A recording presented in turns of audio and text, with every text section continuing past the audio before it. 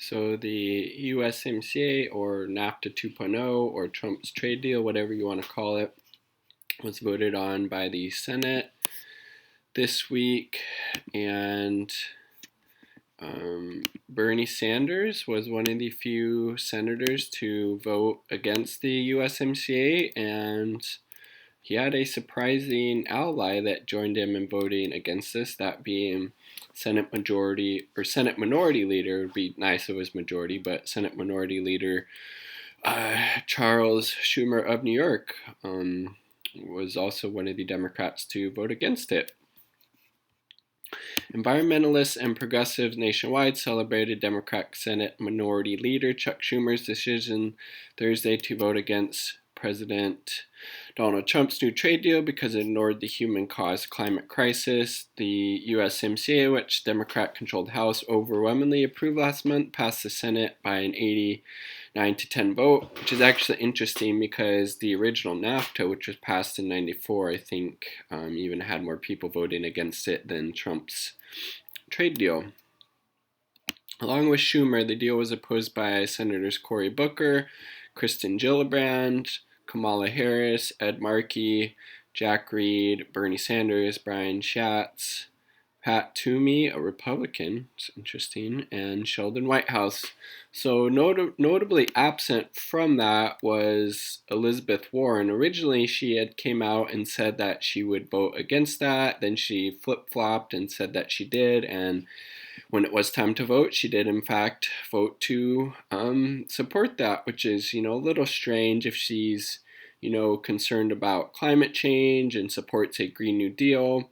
Why would she support a trade deal that has no type of language in it whatsoever about climate change? This kind of shows that you're not really that concerned about climate change if, you're not willing to vote against this trade deal that would make climate change worse and gives more, makes it easier for Canada to export the tar sands oil, some of the most environmentally destructive ways to, get oil. This USMCA makes it easier to do that. And so this is Schumer. Despite the fact that it includes very good labor provisions, I'm voting against USMCA because it does not address climate change, the greatest threat facing our planet. It's definitely true, Schumer said in a statement. Instead of advancing global climate security by outlining binding and enforceable climate commitments from all three countries, the Trump administration provides significant incentives for manufacturers to move their business and their jobs from U.S. to Mexico, where clean air and clean water regulations are much weaker. Meanwhile, the Trump administration also included handouts for oil and gas industry, such as lifting tariffs on tar sands, and refused to include any mention of the climate crisis in the agreement. The minority leader added, when it comes to climate change, the agreement still contains many of the same flaws as the original NAFTA, which I voted against. In contrast to Sanders, this is what I get into earlier, as well as former 2020 presidential primary candidate Booker, Gillibrand, and Harris, the other three Democratic senators still in the race, Michael Bennet, Amy Klobuchar, and Elizabeth Warren, voted in favor of the trade agreement. Some journalists and Sanders supporters drew attention to the contrast after. Why wouldn't you? Why would you not?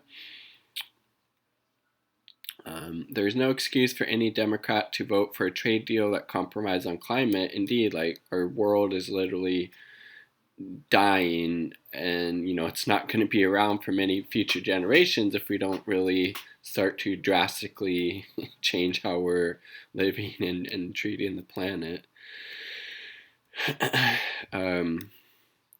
Let's see.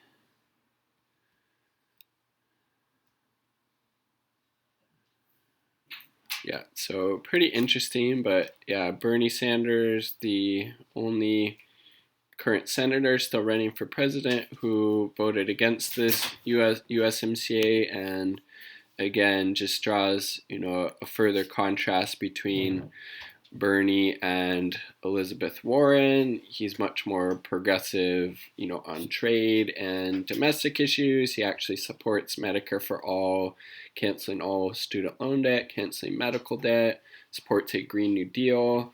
And, how really dedicated can we think Elizabeth Warren is to, fighting climate change if she supports Trump's trade deal that's going to exacerbate, climate change.